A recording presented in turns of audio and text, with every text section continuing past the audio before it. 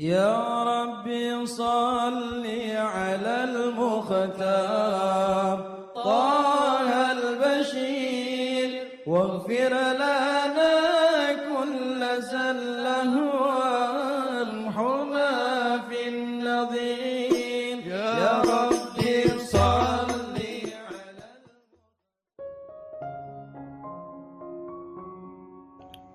بسم الله الرحمن الرحيم الحمد لله رب العالمين اللهم صل وسلم على سيدنا محمد وعلى آل سيدنا محمد مفتاح باب رحمة الله عدد ما في علم الله صلاة وسلاما دائمين بدوام ملك الله. Assalamualaikum warahmatullahi wabarakatuh. Sahabat online yang dirahmati Allah, alhamdulillah kita bisa berjumpa kembali. Mudah-mudahan kita senantiasa diberikan kesehatan, umur panjang fi taatillah, juga senantiasa mendapatkan taufik dan hidayah dari Allah Subhanahu wa taala. Pada pertemuan kita kali ini, mari kita ngaji bareng Habibana Novel bin Muhammad Al-Idrus, yaitu tentang penyebab hidup selalu mumet dan stres. Pada kesempatan kali ini kita akan kembali membahas kitab Al-Hikam, hikmah yang ke-17. Insyaallah singkat, padat, berkah, manfaat dunia akhirah. Qala radhiyallahu anhu, ma taraka minal jahli syai'an man arad an yahdutha fil waqti ghairu ma adharahu Allahu fih. Ini kalau diterjemahkan jadi sangat keras kalimat ini. Ya, kalimat ini sangat keras. Kalau ada orang yang menginginkan sesuatu terjadi di saat ini, tetapi kejadiannya tidak seperti yang ditampakkan Allah pada saat ini. Jadi di saat ini dia pengen kejadiannya itu lain. Seharusnya enggak seperti ini. Seandainya tidak seperti ini, maka orang yang seperti itu mataraka minal jahli syai'a. Dia sudah mengambil semua sifat kebodohan. Ya, tidak menyisakan sama sekali yang namanya kebodohan. Jadi alias kalau diterjemahkan sangat bebas, teramat sangat bodoh seseorang yang dia saat ini menginginkan kejadian yang lain. Menginginkan kondisi yang lain. Bagaimana itu? Jadi saat ini dia sedang menjadi misalnya pegawai kantor A. Terus dia melamun dalam lamunannya, seandainya dulu saya itu melanjutkan sekolah, kan saya nggak akan jadi pegawai semacam ini. Nah, ini termasuk ciri orang-orang bodoh. Ya, termasuk ciri orang-orang bodoh. Atau seandainya tadi pagi itu saya tidak berangkat kerja, saya tidak akan ketabrak motor. Nah, ini ciri orang-orang bodoh. Seandainya tadi saya itu mau pergi ke pasar, saya akan ketemu di toko dengan fulan. Yang fulan itu tadi ke toko saya. Seandainya ketemu dia, barang saya pasti diborong. Gara-gara saya nggak ke pasar, ya akhirnya nggak ketemu dia, akhirnya hari ini nggak dapat uang, nyesel dia. Ini termasuk ciri orang-orang bodoh. Jadi kalau seseorang itu pengen saat ini dia mendapatkan sesuatu yang, misalnya saat ini laginya dapat uang 100.000, dia nyesel, seandainya tadi saya nggak berangkat ke Masjid Ar-Raudhah, dapat 2 juta saya. Gara-gara berangkat gak ketemu orang yang mau bayar hutang, akhirnya 2 juta hilang. Nah, ini termasuk ciri orang-orang bodoh. Kenapa? Karena dia menginginkan, mengharapkan sesuatu terjadi, padahal yang terjadi bukan sesuatu itu. Udah lewat itu, sudah lewat. Alias takdirmu saat ini adalah ini, kok kamu minta takdir yang lain. Nah ini dikatakan bodoh karena dia menganggap berarti yang membuat dia seperti ini gara-gara itu. Gara-gara tadi saya berangkat ke kantor ketabrak. Jadi ketabrak itu menurut dia gara-gara berangkat ke kantor. Gara-gara berangkat pengajian, yang mau bayar utang nggak ketemu saya, nggak jadi bayar. Jadi nggak jadi bayar itu gara-gara berangkat pengajian. Gara-gara dulu saya tidak melanjutkan sekolah, maka saya jadi pegawai kantor yang gajinya UMR rata-rata. Seandainya saya terus kuliah, saya akan jadi pejabat ekselon apa, saya nggak paham juga ya. Gajinya itu di atas UMR, gajinya luar biasa banyak. Jadi dia gajinya saat ini UMR rata-rata gara-gara tidak melanjutkan kuliah. Ini kalimat-kalimat semacam ini muncul dari orang-orang yang dikatakan super bodoh karena dia tidak mengenal bahwasannya yang terjadi itu bukan gara-gara, tetapi karena Allah yang menghendaki. Karena Allah yang menentukan. Karena Allah yang sudah memilihkan. Tidak ada suatu peristiwa bisa terjadi kecuali atas izin dari Allah Subhanahu wa ta'ala. Jadi enggak boleh kita semacam itu. Tugas kita menjalankan syariat. Kalau saat ini diuji, ya kita harus pakai pakaian namanya sabar. Kalau saat ini mendapat nikmat, pakai pakaian yang namanya syukur. Kalau saat ini berbuat dosa, maka pakai pakaian yang namanya istighfar, minta ampun. Kemudian bertobat. Kalau saat ini taat, maka kita mensyukuri nikmat taat tersebut tanpa menyalahkan kondisi apapun. Jalankan saja syariatnya, selesai. Enak tuh? Saya hari ini kok mata melihat yang haram, ya istighfar. Jangan dikaitkan dengan dikaitkan apapun. Saya hari ini bisa sodakoh, ya alhamdulillah, syukur. Saya hari ini kok terpleset berbuat dosa, ya minta ampun. Jangan cerita-cerita, tutup aibmu.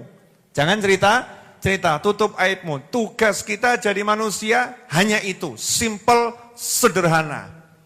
Ya, sesimpel itu, sesederhana itu, semudah itu. Maka kebanyakan orang stres gara-gara kebanyakan mikir dalam-dalam. Kenapa ya saya kok sampai maksiat ya? Kenapa saya ditakdirkan maksiat ya? Kok takdir saya seperti ini ya? Loh, kenapa saya kok jadi orang yang hidupnya susah ya? Kenapa takdir saya susah? Nyalakan takdir semua, takdir.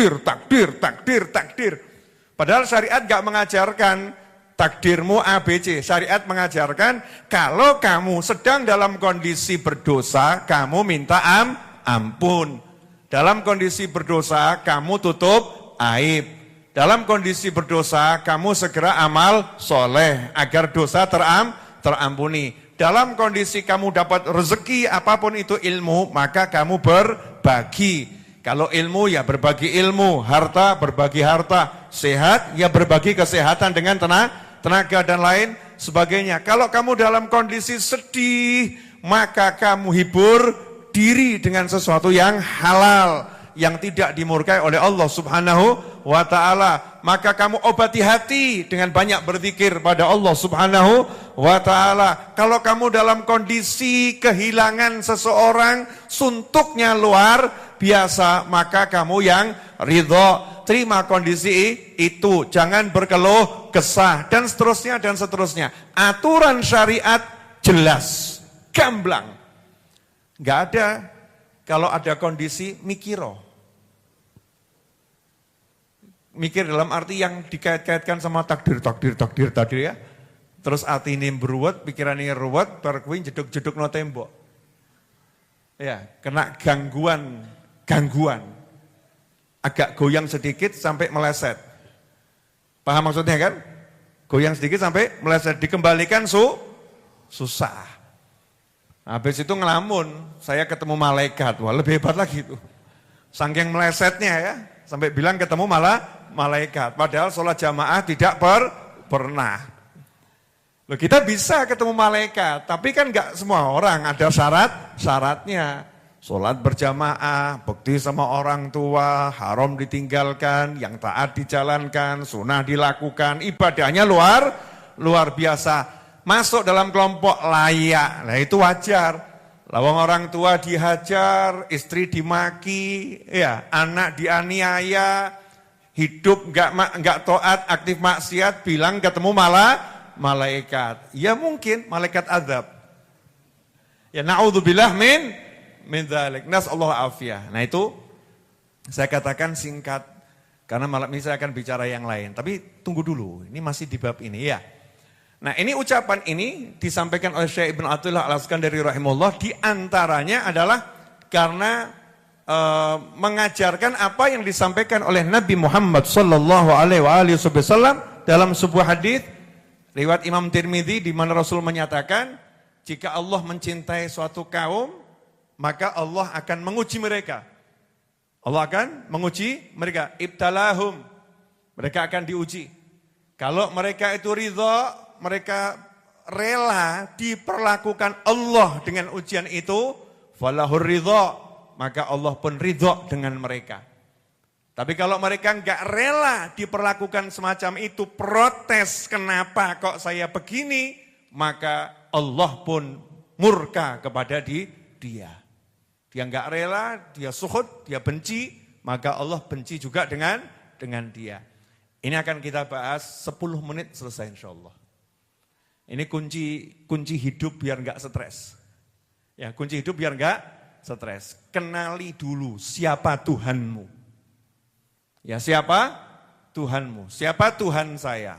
Siapa Tuhan kita? La ilaha illallah. Tidak ada Tuhan kecuali Allah. Kalau enggak ada Tuhan kecuali Allah, jadi jelas yang bisa hanya Allah. Yang berkuasa hanya Allah. Satu-satunya yang berkuasa hanya Allah subhanahu wa ta'ala. Biasanya kalau bab enak kita enggak ngobrolkan ini. Orang punya duit banyak, enggak bahas dia. Baru nikah, enggak bahas. Kalau udah perang baru dibahas. Ya nikah sama istri sama suami, honeymoon pergi ke langit yang biru. Ya, ada lagunya itu ya. Langit yang biru, macam-macam itu, honeymoon, enggak bahas. Tapi begitu ada pertikaian antara suami istri, urip kok kayak gini yo. Baru dibahas. Biasanya terjadi pembahasan itu ketika apa? Merasa dalam ujian. Diuji, baru dia komentar macam-macam. Karena itulah Allah SWT menjadikan ujian itu untuk memilih mana yang masuk dalam kelompok yang dicintai Allah dan mana yang masuk dalam kelompok dimurkai oleh Allah Subhanahu wa taala. Maka kalau kamu ditanya oleh seseorang, ujian ini siksa atau nikmat? Ujian ini siksa atau penghapus dosa? Ujian ini siksa azab untuk saya atau mengangkat derajat? Jawabannya sederhana. Kamu diuji ini hatimu senang atau protes? Protes, azab berarti. Kalau kamu diuji hatimu nyaman, ya sakit ya sakit, sabar ya. Tapi hatinya nyaman, Allah yang uji kok ya. Saya senang-senang saja, cuman saya minta sama Allah biar ujiannya segera diangkat. Biar dikasih solusi. Hatinya enggak gersulo, semeleh, hatinya semeleh. Maka yang semacam ini dosa diampuni, pangkat dinaikkan ya. Falahur ridha, maka dia langsung dapat pangkat yang tertinggi, diridhoi Allah. Falahur ridha. Karena itu kalau mau tahu kondisi kita di sisi Allah Subhanahu wa taala sederhana. Bu, hari ini ngeluh berapa kali? Iya, bapak-bapak hari ini ngeluh berapa kali? Kita hari ini ngeluh berapa kali? Kan Allah nguji kita macam-macam hari ini ya. Mungkin ada yang kepleset, gelundung, kemudian kakinya sakit. Waktu itu Mas Alfian Raudhah nih, mau berangkat ke Raudhah, kebetulan bannya kok tidak lihat aspal gitu ya. Karena habis hujan, jadi masih becek. Nah aspalnya itu ada lubang ya. Bannya tidak lihat aspal. Kalau lihat kan bengkok dia ngindari. Karena ketutupan air, masuk ke dalam lubang, ya, akhirnya ya alhamdulillah gelundung. Ya, gelundung. Nah, cuman WA doakan Beb agar segera pulih biar bisa ke Raudhah lagi. Masya Allah itu. Itu namanya diuji enggak protes. Ya, diuji cari solusi. Solusinya minta doa. Dan enggak lama udah di sini dengan wajah yang bengkak-bengkak sembam-sembam habis ciuman sama aspal. Ya, ciuman sama aspal udah tugas lagi. Yang ikut nyedoti karpet, ya bersih-bersih, bantu-bantu ngurusin majelis. Ini kan sesuatu yang bagus, yang luar biasa. Nah kalau diperlakukan seperti itu kok ridho, enggak protes, enggak protes, ridho, tahu Allah yang izinkan itu terjadi, maka orang yang seperti itu langsung naik. Falahur ridho, maka dia dapat ridho dari Allah Ta'ala. Nah kok ada seorang istri, maaf ya Bu, ini nanti dua-duanya saya kasih contoh. Tapi kan katanya pepatah ladies first. Ya, wanita duluan, betul? Betul? Bu? Jadi yang kasih contoh wanita dulu atau laki dulu? Wanita, katanya wanita sepakat. Ya, enggak apa-apa Bu, ini contoh ini banyak dialami. Banyak dialami. Ada seorang wanita tinggal di kos-kosan karena suaminya tidak mampu kontrakkan rumah. Jadi suaminya baru mampu ngekos dan kosnya itu di pinggiran kota mepet dengan sawah desa. Jadi belum lagi mepet sama perkampungan desa, sama sawah desa. Artinya kos yang super murah. Ya, super murah. Kondisi kosnya itu kalau begitu dibuka pintu kamarnya, Masya Allah. Sangat teramat, sangat super sederhana. Wanita ini kemudian suaminya berangkat kerja. Pulang kerja, suaminya laporan, Dik, saya dipecat dari kantor. Wanita ini kemudian ketika mendengar berita itu, ini musibah, ini ujian. Wanita itu kemudian berkata, sudah susah kok masih dibuat susah ya. Sudah susah kok masih dibuat susah. Kenapa hidup harus seperti ini? Terus naik, kenapa dulu aku nikah dengan dia? Nah, mulai gini. Ya, kenapa dulu aku tidak menikah dengan sang mantan? Lu malah kurang ajar. Sang mantan sekarang mulai nih, sang mantan sekarang jadi direktur. Dan posisinya dia masih single, kelihatannya dia masih mencintai aku. Mulai setan masuk. Ya, setan mulai masuk. Udah enggak ridho dengan kondisinya, mulai ngikuti bisikan setan. Insya Allah perempuan seperti ini tidak ada. Amin. Tapi faktanya mungkin ada. Ya, faktanya mungkin ada. Maka wanita yang semacam ini, sudah dia susah, bukannya dapat ridho Allah, dimurkai oleh Allah Subhanahu wa ta'ala. Ngeri atau enggak ngeri? Yaitu paling enggak enaknya manusia itu udah susah di dunia, susah di akhirat. Ya itu enggak enaknya manusia. Padahal orang itu kalau di dunia susah, paham ilmunya, enggak akan susah. Nanti saya kasih contoh, boleh ya? Nah, contoh. Lanjut. Sekarang pria, kan biar adil ya. Biar adil. Sang pria pulang dari kantor, sama kasusnya dipecat. Tinggalnya itu ya sama, ya di rumah yang sama, wanitanya sama. Lapor pada istrinya, aku dipecat.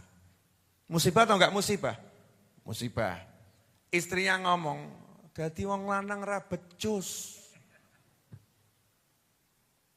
Golek duit ngono wae kok ora iso.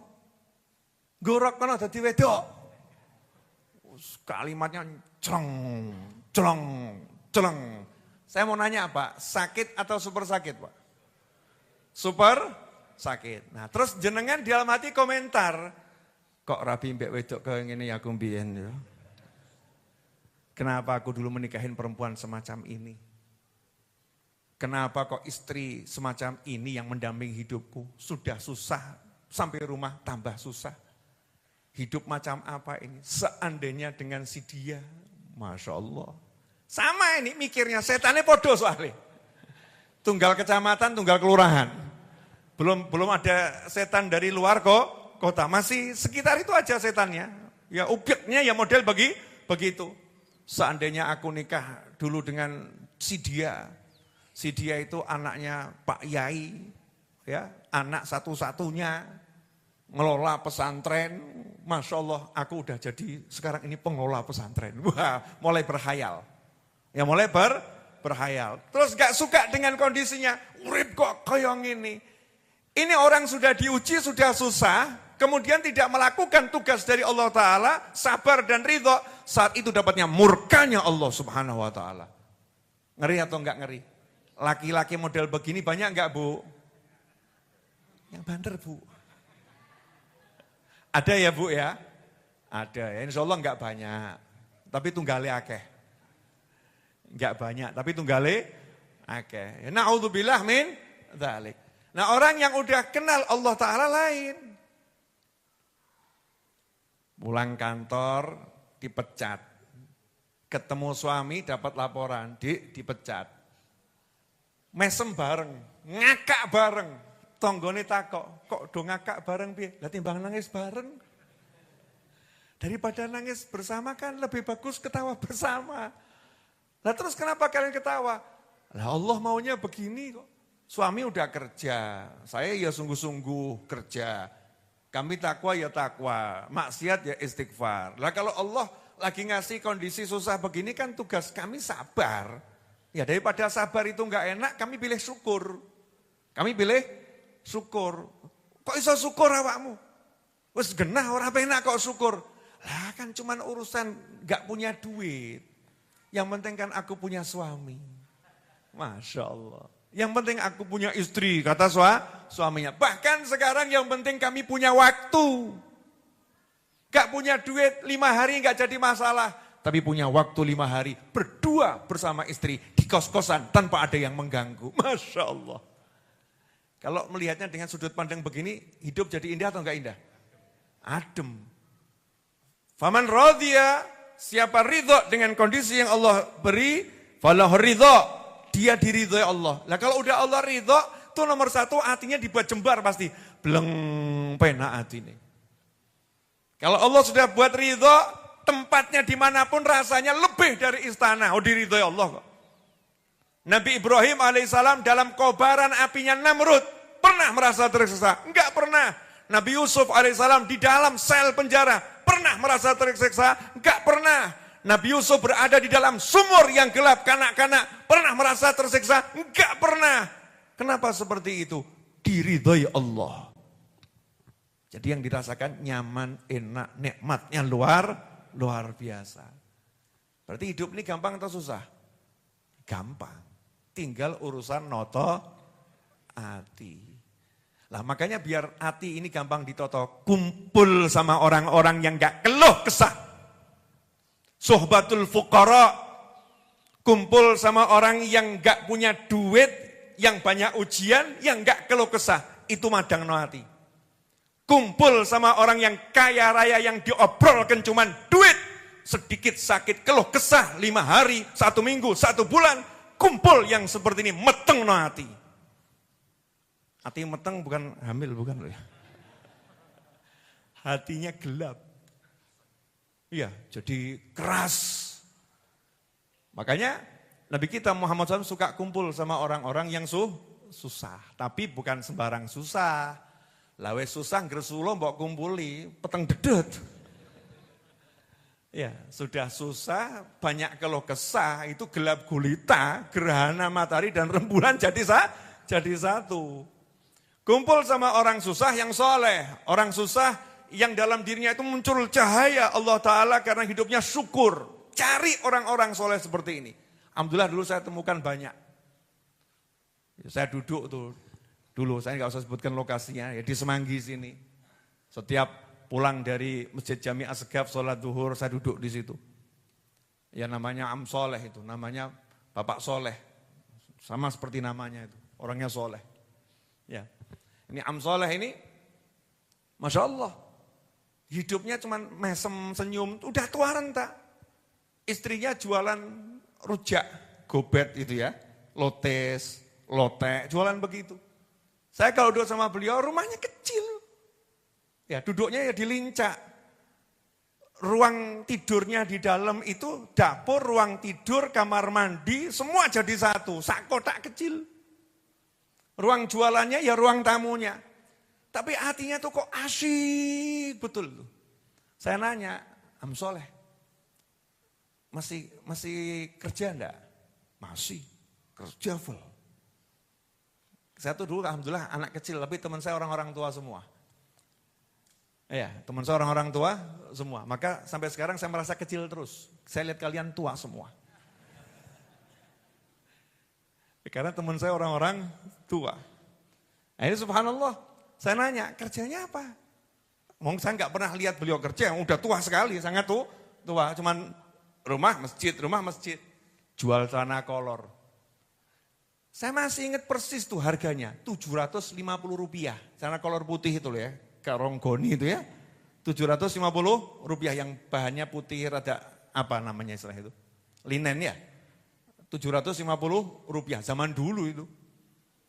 Untungnya berapa? Ya alhamdulillah 250 kurang lebih untungnya. Laku berapa satu hari? Kok satu hari vol ya, 1 bulan belum tentu laku 1. Loh kok bisa senang? Mau cari apa lagi hidup? Iman, sholat, keluarga, sehari makan mau 10 kali, 20 kali bisa makan. Gitu kok enggak bahagia kan aneh. Itu ilmu begitu tuh membuat sampai sekarang hati saya padang loh. Karena kumpul wong susah sing soleh. Lah awakmu kumpul wong susah sing gak soleh. Sing salah. Aku kumpul wong susah sing salah. Kita kumpul orang susah yang salah. Bukan tambah padang, tambah salah. Kenapa? Karena nanti orang-orang susah yang gak iman, gak takwa, hidupnya hanya keluh kesah. Intinya bukan masalah susah gak susahnya ini. Orang kaya keluh kesah singkirono. Yang gak kaya keluh kesah singkirono. Jangan banyak bergaul, meteng no hati. Kumpul seperlunya saja. Jangan memutuskan tali silaturahim. Gimana kabarnya? Baik, alhamdulillah, rangkulan suguhono, wangono ya, rampung. Jaga jarak. Karena kalau duduk mesti sambat. Duduk pasti sambat. Lah piye yo, utang kok ya ora kesaur-saur gitu yo, piye? Utang kok enggak kebayar-bayar. Istri saya terus marah-marah terus dulu. Anak itu loh, Allah susah diatur. Ah ini tuh tetangga tuh ganggu. Kemarin di kantor teman satu kantor tuh nyebelin banget. Tadi duduk 2 jam itu curhatnya 2,5 jam. Duduknya 2 jam, keluh kesahnya 2,5 jam. Na'udzubillah min dzalik. Tinggalkan yang seperti ini, racun itu. Memang kita harus milih. Kok Beb kan itu namanya manusia kan kita, lah ya tetap bergaul tapi jaga jarak. Masa ada satu tempat beracun mau kamu deket-deket terus? Kan bahaya buat kita. Ini tentang keselamatan dunia dan akhirat. Ini kalau kemasukan curhat terus nih telinga nih yang gak enak, gersulo tadi, keluh kesah sama Allah. Lah dia gak diridhoi Allah kok. Siapa yang gak ridho dengan takdirku, aku gak ridho sama dia. Terus kita duduk lama-lama mendengarkan ketidakridhoannya dia pada Allah Ta'ala. Ngeri atau enggak ngeri? Dan ternyata itu banyak istri yang seperti itu. Na'udzubillah min dzalik. Maka kalau istrimu lagu begitu, singkirin dulu. Ya jarak 3 meter ngono lho ya. Ojo ado-ado ya. Mas kamu kok jauh? Ngomong sing enak-enak. Kuwi mbok omongke tetep ra enak. Iya, kamu omongkan tetap gak enak, gak akan jadi enak. Ngomong aja yang enak. Ini solusi hidup. Bagaimana itu bisa dapat rezekinya jadi lapang, urusannya beres, nah gak diridhoi Allah kok. Jadi kalau pengen urusannya beres, hidupnya lapang, buat Allah ridho. Buat Allah ridho, jangan pernah keluh kesah. Masya Allah, lagi loro untu sambatnya tolong sasi. Untukku loro, untukku loro, untukku loro, untukku ini, untukku. Ya kalau sesekali dalam sepekan, belum sembuh gigi saya, masih ada terasa ini. Wajar. Butuh solusi. Atau minimal mungkin butuh disayang sama istrinya atau suaminya, kan begitu ya. Bukan karena kalau kesah. Kalau ini enggak, urip kok kayak ini, untu loro, sikil wis ra karu-karuan. Boyok ya kaya ngene, duit ya ora ana. Mati ya ora wani. Ini peteng dedet ini. Allah enggak ridho. Ya Allah enggak ridho. Maka kita jadikan Allah ridho. Caranya tinggalkan keluh kesah. Belajar kita tuh terima apa yang dikondisikan oleh Allah Subhanahu wa ta'ala. Terima itu maksudnya bagaimana? Kalau terpleset dosa ya minta ampun, tobat, perbanyak amal soleh. Jangan ngomong, ya udahlah jadi ahli maksiat aku terima. Ngawur. Bukan begitu. Tadi udah saya jelaskan ya cara menerima. Enggak punya duit ya kerja, ya cari. Enggak kebanyakan gersu lo ya usaha. Dapat disyukuri, enggak dapat lanjutkan usaha. Enggak pakai keluh kesah, wajahnya terus energik. Kok bisa begitu ya? Ya karena dia ridho dengan Allah Ta'ala. Allah mau ngapain bebas, suka-suka Allah. Senang-senangnya Allah. Semau-maunya Allah. Saya akan ikuti apa maunya Allah.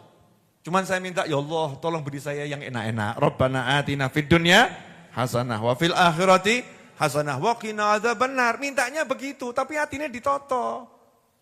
Kalau enggak enak ya tetap nerimo, tetap siap. Jelas semuanya? Nah, jadi caranya hidup mudah atau susah? Mudah. Jadi yang buat susah itu adalah ya tadi itu, karena kita enggak mau jadi mudah. Oke? Alhamdulillah. Alhamdulillah kita telah menyimak penjelasan dari beliau. Semoga ilmu yang telah kita peroleh ini dari Habibana Novel bin Muhammad Al-Idrus menjadi ilmu yang bermanfaat bagi kita, keluarga, dan anak cucu kita. Habibana Novel bin Muhammad Al-Idrus menjelaskan bahwa banyak orang di saat ini yang suka mengeluh tentang hidupnya. Kenapa ini terjadi kepadaku? Seandainya saya tidak melakukan ini, mungkin hidupku tidak begini.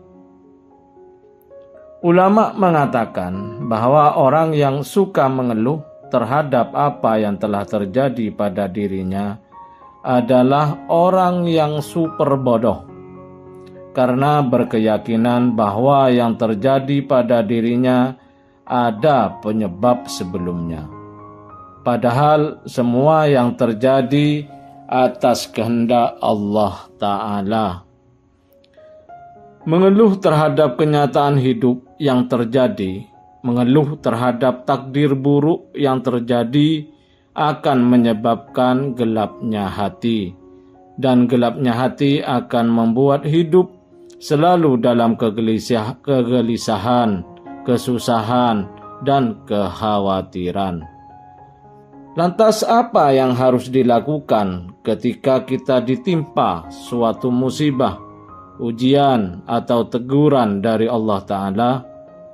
Yang harus kita pahami adalah bahwa semua yang terjadi atas kehendak Allah, atas izin Allah Ta'ala. Ketika kita ditakdirkan mendapatkan musibah, maka tugas kita bersabar. Ketika dalam hidup kita ditakdir mendapat kenikmatan, maka tugas kita bersyukur. Maka yang perlu kita lakukan adalah ridho terhadap ketentuan atau takdir Allah Ta'ala. Jika kita ridho atau menerima, maka Allah Ta'ala ridho terhadapmu.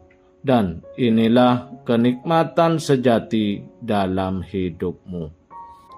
Semoga kita bisa memahami dan senantiasa mengamalkan dari apa yang telah beliau sampaikan, dan semoga hidup kita berkah, dipenuhi ketenangan dan kebahagiaan. Amin ya rabbal alamin. Wallahu alam bisawab. Semoga barokah dan manfaat. Assalamualaikum warahmatullahi wabarakatuh.